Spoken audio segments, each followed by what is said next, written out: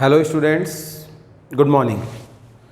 बच्चों, last video lecture में आपकी बायोटेक वाली यूनिट में अपन पढ़ रहे थे टूल्स और requirement of recombinant DNA technology.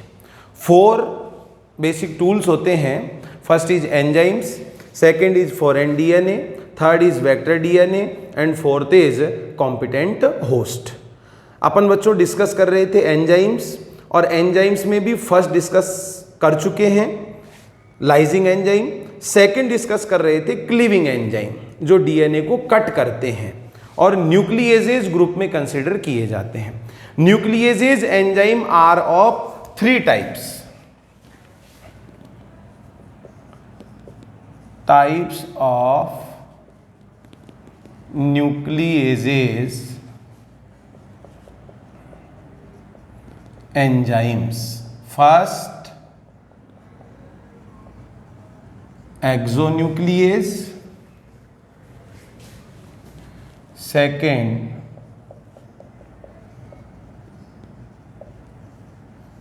endonuclease. And third, restriction endonuclease. Okay, ये 3 टाइप्स के होते हैं बच्चों न्यूक्लिएज एंजाइम्स। फर्स्ट अपन डिस्कस करते हैं एक्सोन्यूक्लिएज। एक्सो बच्चों नाम से ही पता चल रहा है एक्सो।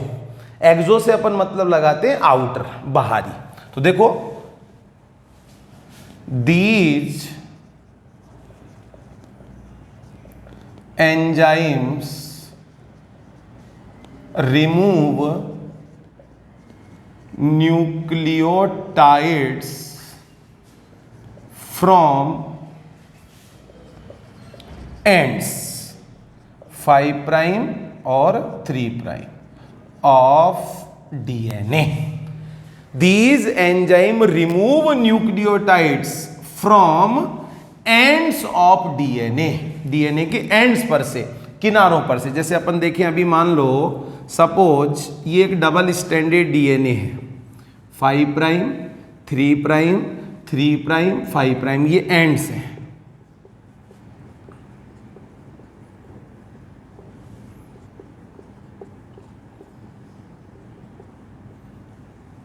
ये अपन मान लेते हैं डीएनए। तो these enzymes remove nucleotides from ends. कहां से कट करेंगे बच्चों? किनारों पे से कट करेंगे, पहली बात। Next, these enzymes act on single strand of DNA. DNA के सिंगल स्ट्रैंड पर ही एक्ट करते हैं, और gap in double standard DNA. भाई डबल स्टैंडर्ड डीएनए है तो उसमें तो बच्चों गैप पर काम करेंगे, अदरवाइज डीएनए के सिंगल स्ट्रैंड को ही कट करते हैं। They do not act on RNA strand, या आरएनए को ये कट नहीं करते। तो ये बच्चों कहानी हो जाएगी किनकी? एक्सोन्यूक्लियस। अब सिंपल सी बात है, डीएनए स्ट्रैंड्स को एंड्स पर से कट करते हैं। अब सपोज डिजायरेबल जीन कहीं बीच में प्रेजेंट है, तो वो इस एंजाइम की हेल्प से अपने को अवेलेबल नहीं हो पाएगा, इसलिए बच्चों ये ज्यादा इंपॉर्टेंट नहीं होते हैं। Second, endonuclease. Endonuclease, these enzymes cut the DNA strand at any site except ends। ये चीज बच्चों यहां पर ध्यान रखने की है। These enzymes cut the DNA strand at any site, किसी भी जगह पर से काट सकते हैं, एक्सेप्ट एंड्स। किनारों पर छोड़कर। जैसे ये अपन मान लें डबल स्ट्रैंडेड डीएनए है, तो इस डबल स्ट्रैंडेड डीएनए को ये कहीं से भी कट कर सकते हैं, बस किनारों पर से कट नहीं करेंगे। These enzymes cut single और double strand of DNA. They also cut the RNA strand. RNA को भी बच्चों ये कट कर सकते हैं, ठीक है। अब देखो, एक्सेप्ट एंड्स, एंड्स पर से कट नहीं करेगा, उसके अलावा कहीं से भी काट सकते हैं। तो बच्चों किसी भी साइड से नहीं काटना है, किसी पर्टिकुलर न्यूक्लियोटाइड सीक्वेंस पर से ही कट करना है। भाई डीएनए का स्ट्रैंड है, अब डीएनए के स्ट्रैंड में डिजायरेबल जीन एक पर्टिकुलर न्यूक्लियोटाइड सीक्वेंस पर प्रेजेंट होता है, तो वहीं से कट करने की रिक्वायरमेंट होती है। ये काम जो एंजाइम करेंगे उनको कहेंगे बच्चों रेस्ट्रिक्शन एंडोन्यूक्लियेज, वही सबसे ज्यादा इंपॉर्टेंट है। अब अपन उनके बारे में पढ़ते हैं।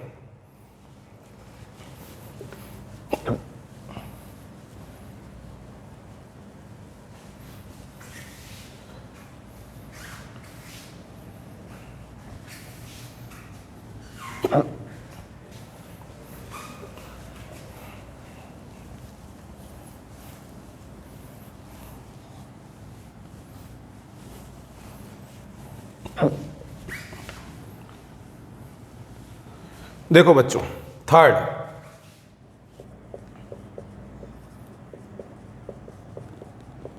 Restriction endo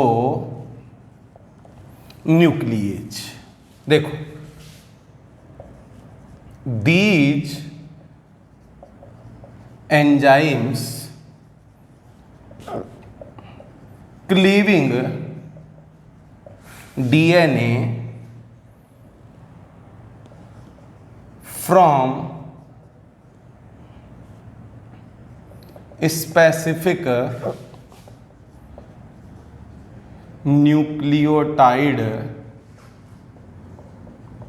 sequence, cleaving DNA from specific nucleotide sequence, nucleotide की एक स्पेसिफिक सीक्वेंस से ही कट करते हैं, जिसको बोलते हैं बच्चों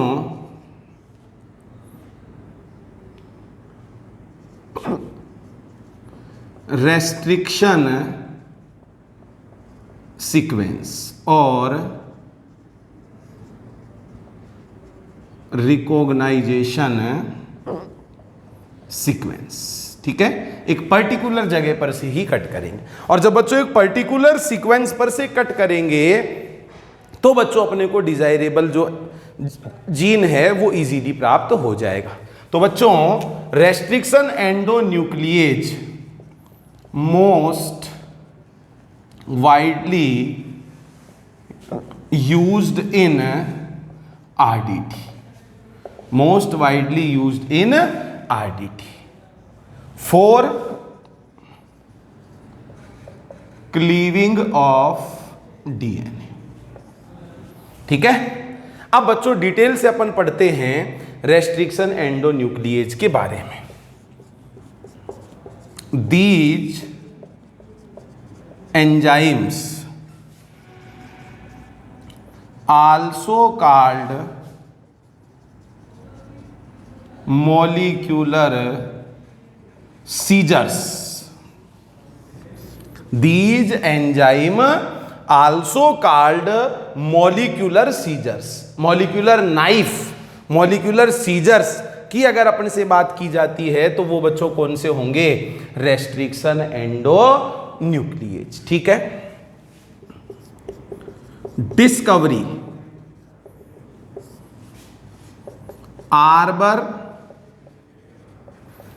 Smith and Nathans restriction endonuclease enzyme first time discovered by arbor, Smith and Nathans. इन्होंने बच्चों सबसे पहले डिस्कवर किया था, जिसके लिए इनको नोबेल प्राइज भी बच्चों दिया गया था। Next, first discovered restriction endonuclease. ध्यान देंगे बच्चों अच्छी तरह से। फर्स्ट डिस्कवर्ड रेस्ट्रिक्शन एंडोन्यूक्लिएज जो था वो था बच्चों हिंड सेकेंड। सबसे पहले डिस्कवर किया गया रेस्ट्रिक्शन एंडोन्यूक्लिएज था हिंड सेकेंड। अब देखो बच्चों, अभी अभी मैंने बताया है स्पेसिफिक न्यूक्लियोटाइड सीक्वेंस पर से ही डीएनए को कट करते हैं। तो बच्चों इस हिंड सेकेंड के लिए जो रेस्ट्रिक्शन सीक्वेंस है वो सीक्वेंस क्या है बच्चों? GTC GAC CAG CTG।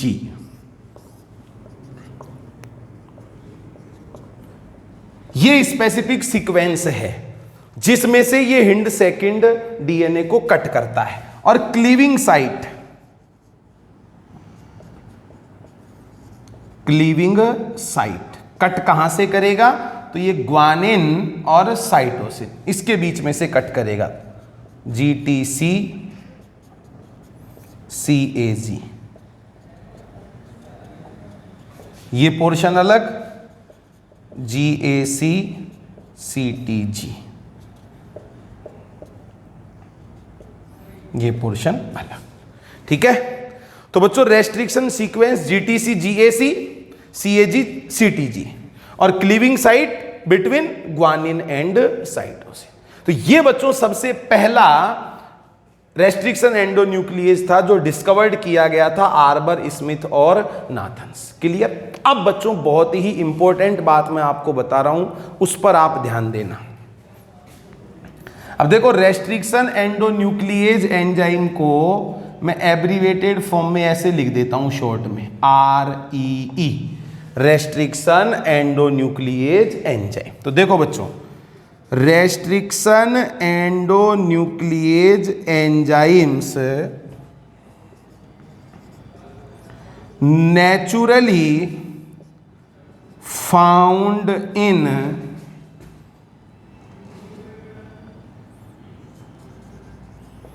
mainly bacterial cells. बच्चों किस में मिलते हैं? ये बैक्टीरियल सेल्स में मिलते हैं। ठीक है, और बैक्टीरियल सेल्स में these enzymes perform protective, these enzymes perform protective function, protection करते हैं ये। अब किससे? जैसे सपोज ये मान लो एक बैक्टीरियल सेल है, ओके, बैक्टीरियल सेल पर इंफेक्शन हुआ बैक्टीरियोफाज, बैक्टीरियल वायरस। ठीक है, ये मान लेते हैं बच्चों क्या है? बैक्टीरियोफाज और बैक्टीरिया वायरस। अब अपन जानते हैं बच्चों bacteriophage are viruses which infect the bacterial cells. Okay, viruses containing DNA और RNA. It means viruses DNA virus भी होते हैं और RNA वायरस भी होते हैं। But in most of bacteriophage double stranded DNA present. Most of bacteriophage में बच्चों क्या प्रेजेंट होता है? Double stranded DNA. तो ये अंदर क्या प्रेजेंट है? Double stranded DNA. और जब बैक्टीरियोफाज इन्फेक्ट करता है किसी बैक्टीरियल सेल को, तो बच्चों ये अपना क्या ट्रांसफर करता है? डीएनए ट्रांसफर करता है। और बैक्टीरियल सेल्स में क्या प्रेजेंट होते हैं? Restriction endonuclease enzyme. तो जैसे ही बैक्टीरियोफाज का डीएनए एंटर होगा किसमें? बैक्टीरियल सेल में, तो बच्चों उस डीएनए को कट कर दिया जाता है रेस्ट्रिक्शन एंडोन्यूक्लिएज एंजाइम से। इट मींस बैक्टीरियल सेल्स में ये restriction endonuclease enzyme protective function perform करते हैं और प्रोटेक्ट करते हैं बैक्टीरिया को। किससे? बैक्टीरियोफाज के इन्फेक्शन से वो प्रोटेक्ट करते हैं। क्लियर? तो अपने को ये पता होना चाहिए कि साहब बैक्टीरिया में नेचुरली मिलते हैं और बैक्टीरिया से इनको आइसोलेट किया जाता है। तो देखो approx from 230 strains of bacteria. बच्चों स्ट्रेन्स आप जानते ही हो, जेनेटिकली डिफर फॉर्म होती है। अभी खूब आपने न्यूज़पेपर में, न्यूज़ वगैरह में पढ़ा भी होगा, देखा भी होगा कि जो कोविड-19 है, कोरोना वायरस है, उसके नए नए स्ट्रेन अपने एनवायरनमेंट में आ चुके। तो स्ट्रेन से अपने को मीनिंग क्या लगाना है? Genetically differ form.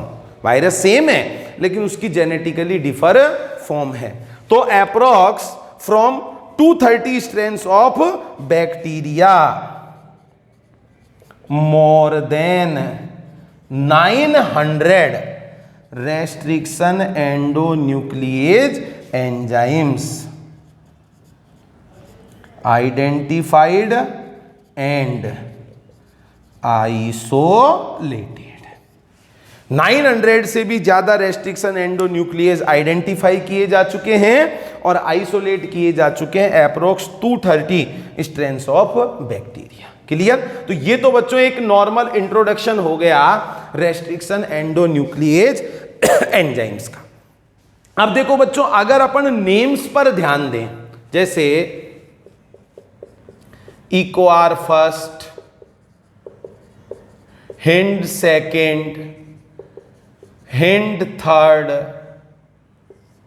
SL first, PUV first, ठीक है, ALU फर्स्ट। तो ये सब बच्चों नेम हैं किनके? रेस्ट्रिक्शन एंडोन्यूक्लिएज एंजाइम्स के। और बच्चों जो नेमिंग होती है रेस्ट्रिक्शन एंडोन्यूक्लिएज एंजाइम की, उसका एक फिक्स प्रोसीजर है। उस प्रोसीजर से बच्चों इन रेस्ट्रिक्शन एंडोन्यूक्लिएज एंजाइम्स की नेमिंग की जाती है।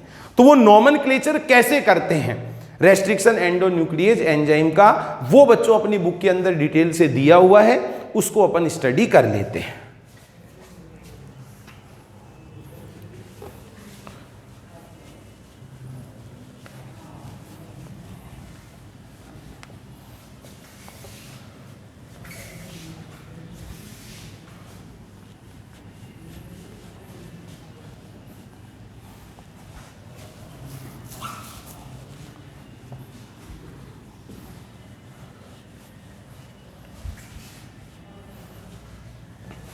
देखो बच्चों,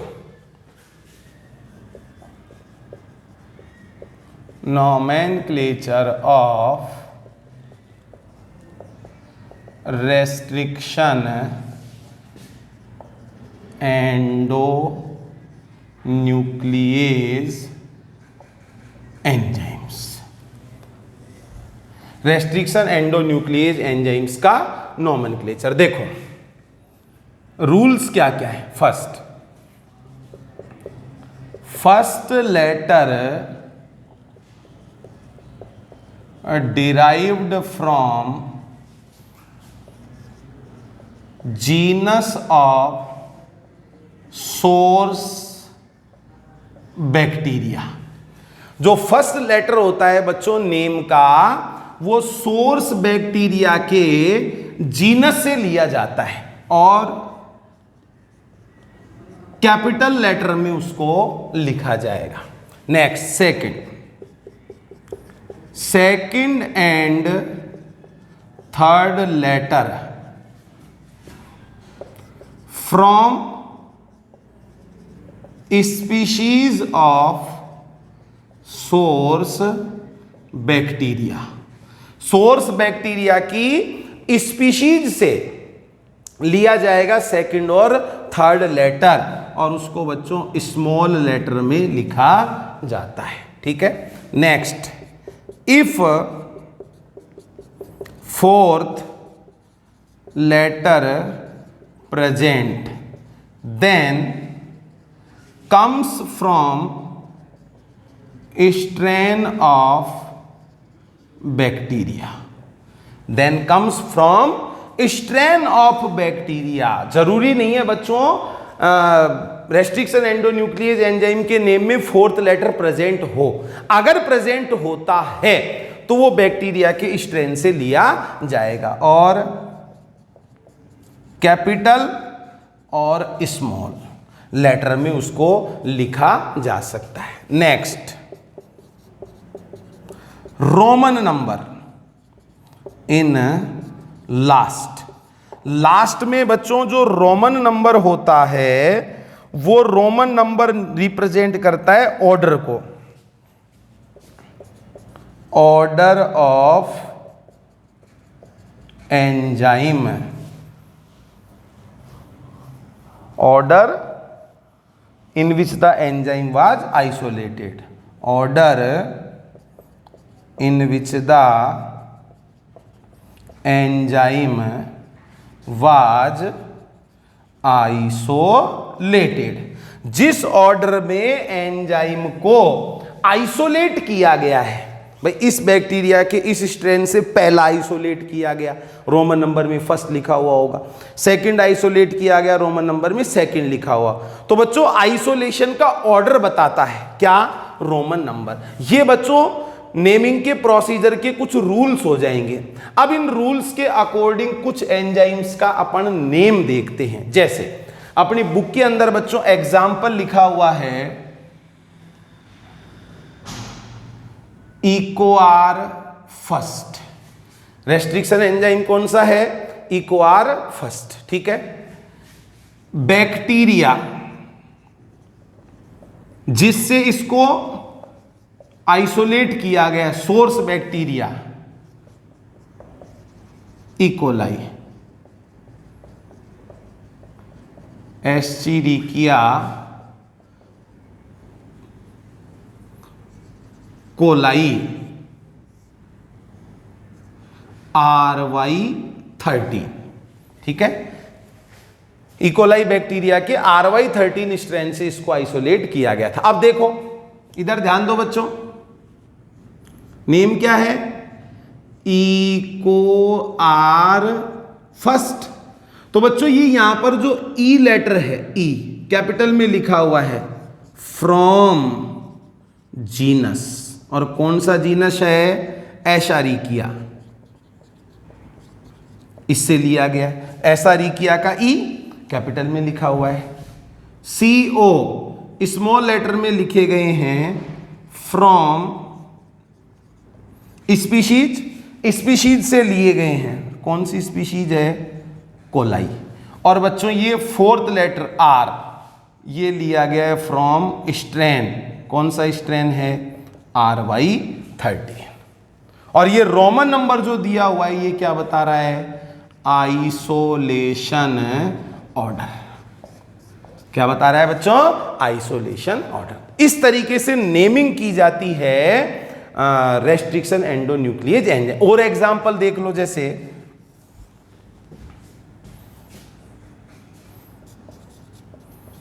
हिंड सेकेंड,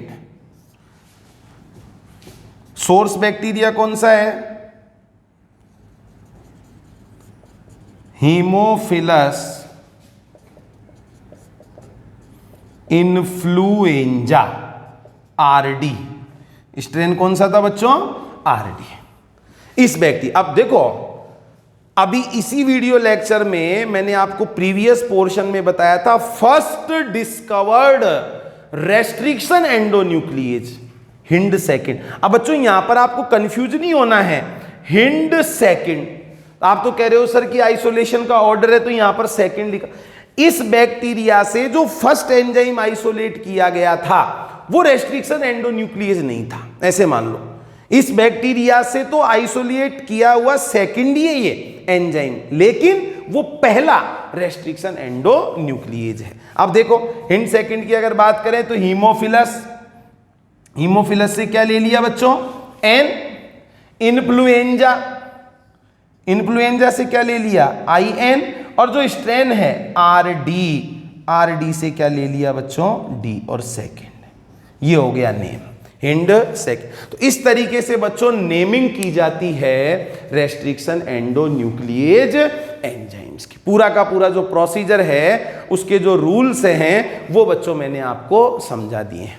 अब इनकी फंक्शनिंग कैसे होती है, एक्टिविटी कैसे करता है, काम कैसे करता है, क्योंकि अपन जानते हैं restriction endonuclease enzyme DNA strand को कहीं से भी कट नहीं करेगा, एक पर्टिकुलर न्यूक्लियोटाइड सीक्वेंस पर से ही कट करता है। उस सीक्वेंस को क्या कहते हैं, ठीक है, उसके बारे में अपन पढ़ेंगे। कैसे कट करता है वो सारी चीज अब बच्चों अपन स्टडी करने वाले हैं।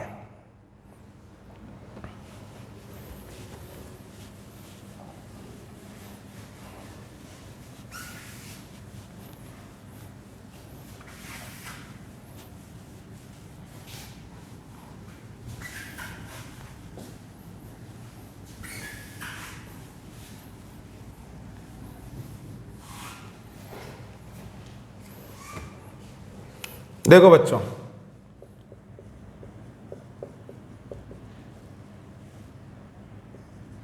Functioning of restriction endonuclease enzymes, functioning of endonuclease enzyme. देखो सपोज ये मान लेते हैं अपन डबल स्ट्रैंडेड डीएनए है,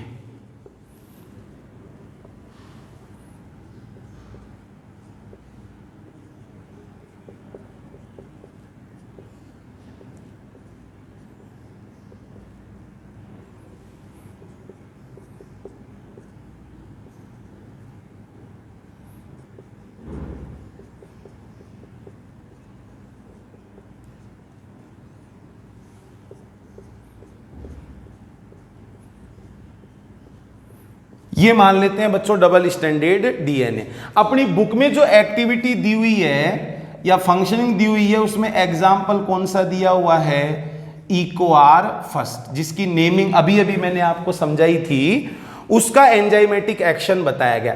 तो फर्स्ट ऑफ ऑल बच्चों क्या करेगा, जो रेस्ट्रिक्शन एंडोन्यूक्लिएज एंजाइम होता है वो इंस्पेक्शन करता है, ठीक है, लेंथ वाइज, डीएनए का लेंथ वाइज क्या करता है, वो इंस्पेक्शन करता है। तो first of all enzyme inspect the length of A DNA sequence. Enzyme inspect the length of DNA sequence, DNA sequence का लेंथ वाइज वो क्या करता है, इंस्पेक्शन। अब अपन जानते हैं बच्चों कहीं से भी कट नहीं करेगा, स्पेसिफिक न्यूक्लियोटाइड सीक्वेंस पे से कट करेगा। तो इंस्पेक्शन के बाद जब उसको स्पेसिफिक न्यूक्लियोटाइड सीक्वेंस रिकॉग्नाइज हो जाता है तो उससे अटैच होकर और वो उसको कट करता है। इसके बाद बच्चों क्या करेगा, देखो recognise specific sequence and it binds to the DNA and cut each of the two strands at specific points। Okay, जब लेंथ वाइज इंस्पेक्शन करके स्पेसिफिक सीक्वेंस को रिकॉग्नाइज कर लेता है, it binds to the DNA, वो enzyme DNA से bind हो जाता है and cut each of the two strand, और दोनों स्ट्रैंड में से ईच स्ट्रैंड को कट करता है स्पेसिफिक पॉइंट्स पे से। अब देखो बच्चों, जिस स्पेसिफिक सीक्वेंस को रिकॉग्नाइज करता है रेस्ट्रिक्शन एंडोन्यूक्लिएज एंजाइम, उसको कहा जाता है बच्चों पैलिंड्रोमिक न्यूक्लियोटाइड सीक्वेंस। क्या कहेंगे बच्चों? Palindromic nucleotide sequence. तो अब ध्यान देंगे, इंपॉर्टेंट पॉइंट है,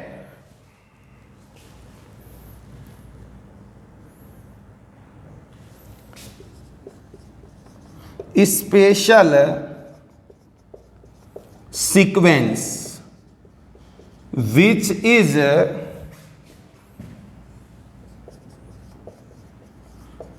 recognized in DNA by restriction endonuclease enzyme known as palindromic nucleotide sequence. ध्यान से समझ लेना बच्चों, special sequence which is recognised in DNA by restriction endonuclease. DNA में जिस स्पेशल सीक्वेंस को रेस्ट्रिक्शन एंडोन्यूक्लिएज रिकॉग्नाइज करता है उसको कहा जाता है पैलिंड्रोमिक न्यूक्लियोटाइड सीक्वेंस। तो अगर अपन से क्वेश्चन पूछ लिया जाए कि साहब रेस्ट्रिक्शन एंडोन्यूक्लिएज एंजाइम कैसे काम करेगा, तो सबसे पहले वो रिकॉग्नाइज करेगा किसको? पैलिंड्रोमिक न्यूक्लियोटाइड सीक्वेंस को। अब बच्चों, ये पैलिंड्रोम क्या होता है, डीएनए में पैलिंड्रोम का क्या मीनिंग है, उसको अपन देखते हैं। पैलिंड्रोम, अब देखो पैलिंड्रोम का मीनिंग क्या है? Group of letters formed same word when read in both directions. Group of letters formed same word when read in both direction, forward और backward। किसी भी डायरेक्शन में रीड कर लो, लेटर्स का ऐसा ग्रुप होगा जो सेम वर्ड बनाता है। जैसे एग्जांपल अगर अपन देखें,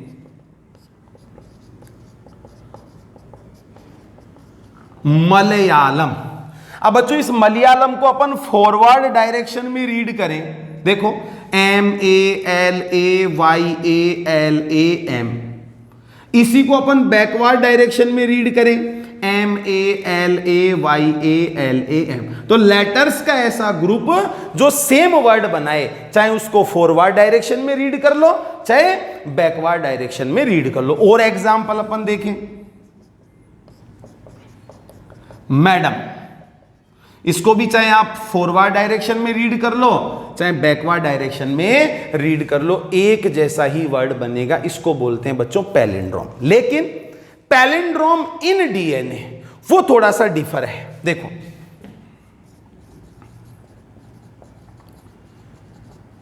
palindrome in DNA, sequence of base pairs, sequence of base pairs same in both strands of DNA when orientation of reading is same. ये चीज बच्चों ध्यान रखने की है। बेस पेयर्स का ऐसा सीक्वेंस जो दोनों स्ट्रैंड में क्या हो, सेम हो। लेकिन कब, when orientation of reading is same. Reading का जो ओरिएंटेशन है वो बच्चों सेम होना चाहिए। लाइक जैसे 5 प्राइम टू 3 प्राइम डायरेक्शन, इसमें रीड किया जा रहा है, read strand. 5 prime to 3 prime direction में रीड किया जा रहा है स्ट्रैंड को, तो another strand read in 5 prime to 3 prime direction. दूसरे स्ट्रैंड को भी 5 प्राइम टू 3 प्राइम डायरेक्शन में ही रीड करो। ठीक है। Similar when both strand read in 3 prime to 5 prime direction। और बच्चों ये बात सही बैठती है कब, जब दोनों स्ट्रैंड को 5 प्राइम से 3 प्राइम डायरेक्शन में रीड किया जाता है। जैसे एग्जांपल समझाता हूं, इस इको आर फर्स्ट के लिए ही अपन देखें तो बच्चों सीक्वेंस क्या है, देखो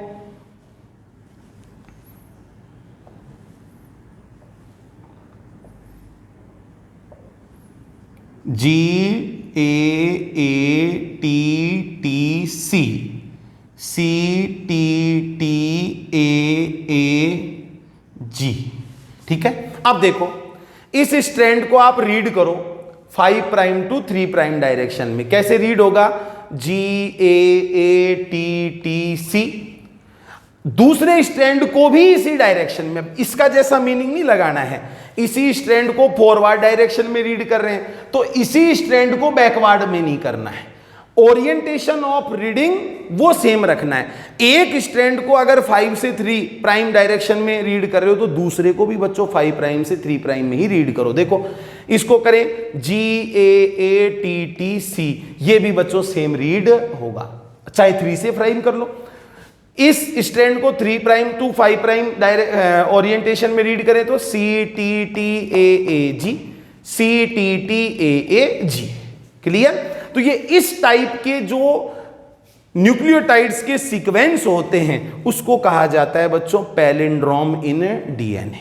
तो यहां पर जो बात मैंने लिखी है, enzyme inspect the length of A DNA sequence, DNA sequence का लेंथ वाइज इंस्पेक्शन करता है, तब बच्चों वो किस चीज को रिकॉग्नाइज करता है, पैलिंड्रोमिक सीक्वेंस को रिकॉग्नाइज करता है। जैसे इक्वार फर्स्ट के लिए ही अगर अपन देखें,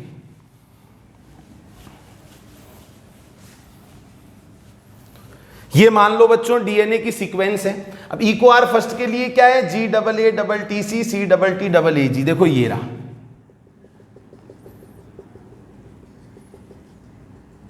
ये इसको रिकॉग्नाइज, तो पहले लेंथ वाइज इंस्पेक्शन करेगा और जब वो स्पेसिफिक सीक्वेंस को रिकॉग्नाइज कर लेता है तो इससे अटैच होकर और फिर इसको कट करेगा। अब कैसे कट करेगा, देखो बच्चों कट करने का मेथड समझाता हूं मैं आपको।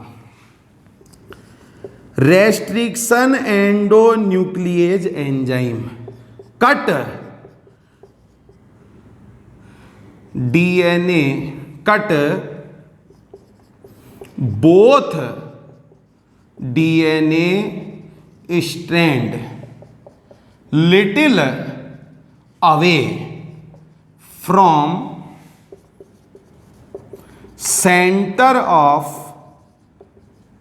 Palindromic nucleotide sequence. देखो restriction endonuclease enzyme cut both DNA strand little away. अब जैसे ये अपन देखें GAATT, इसका सेंटर ये यहीं तो है, तो इस सेंटर से लिटिल अवे, थोड़ा दूर से कट करेगा, little away from centre of palindromic nucleotide sequence but between same bases of 2 strands, लेकिन दोनों स्ट्रैंड के सेम बेसेज के बीच में से ही कट करेगा। और कहां से कट करेगा? इधर देखो बच्चों, ग्वानिन और एडेनिन। अब ये ग्वानिन और एडेनिन बच्चों सेंटर से थोड़ा दूर है, इस स्ट्रैंड को ग्वानिन और एडेनिन के बीच से काटा तो इसको भी ग्वानिन और एडेनिन के बीच से ही काटेगा। क्लियर?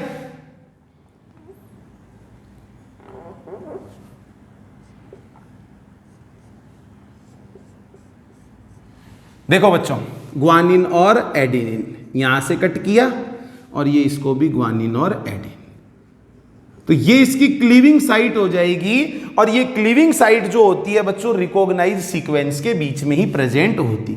अब ये पोर्शन अलग होगा, ये अलग। तो देखो ये पोर्शन कैसा अलग होगा? A T G, T A C, T T A G, ये इतना हिस्सा अलग हो गया, ये वाला ये अलग होगा। तो देखो A T T C T A G C, G C T ए।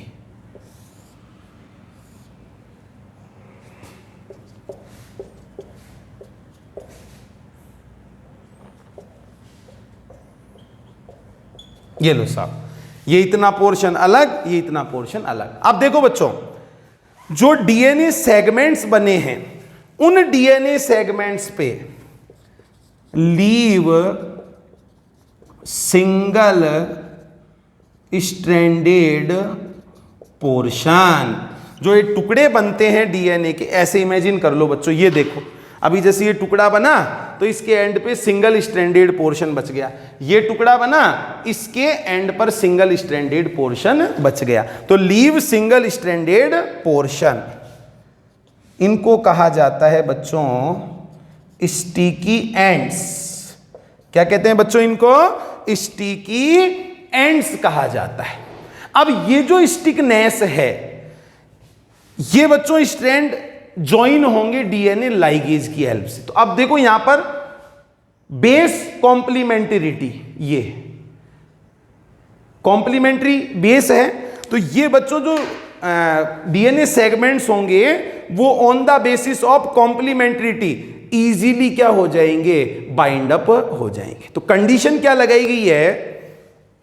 अगर रिकॉम्बिनेंट डीएनए का फॉर्मेशन करना है तो फॉरेन डीएनए और वेक्टर डीएनए दोनों को सेम रेस्ट्रिक्शन एंडोन्यूक्लियस से कट करना पड़ेगा। उसकी वजह से क्या होगा? सेम टाइप के क्या बनेंगे? स्टिकी एंड्स बनेंगे। और सेम टाइप के स्टिकी एंड्स जब बनेंगे तो वो बच्चों फैसिलेट करते हैं किसको? डीएनए लाइगेज की एक्टिविटी को, जो कि डीएनए को सेगमेंट्स को आपस में ज्वाइन करवाता है। तो ये बच्चों नेसेसरी है कि अगर आपको रिकॉम्बिनेंट डीएनए मॉलिक्यूल बनाना है तो फॉरेन डीएनए को, वेक्टर डीएनए को सेम रेस्ट्रिक्शन एंडोन्यूक्लियस से कट करना पड़ेगा, जिससे सेम टाइप के स्टिकी एंड बने और वो डीएनए लाइगेज से इजीली ज्वाइन हो सके। तो इस तरीके से बच्चों कंप्लीट होती है फंक्शनिंग ऑफ रेस्ट्रिक्शन एंडोन्यूक्लियेज एंजाइम। आपकी बुक के अंदर यही सारी चीजें इकोआर फर्स्ट के लिए डायग्रामेटिकली एक्सप्लेन की गई है। उस डायग्राम को बच्चों आप और ध्यान से देखकर और इसको समझ सकते हो। क्लियर? बाकी का जो पोर्शन है वो अपन नेक्स्ट वीडियो लेक्चर में डिस्कस करेंगे। Thank you.